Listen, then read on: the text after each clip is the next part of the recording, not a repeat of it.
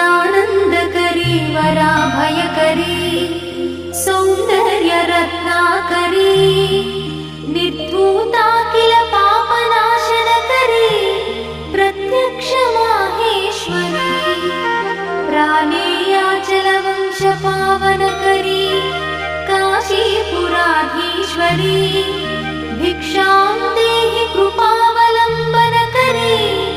मातान्नपूर्णेश्वरी Mata Annapurneshwari नानारत्नविचित्रभूषणकरी Hema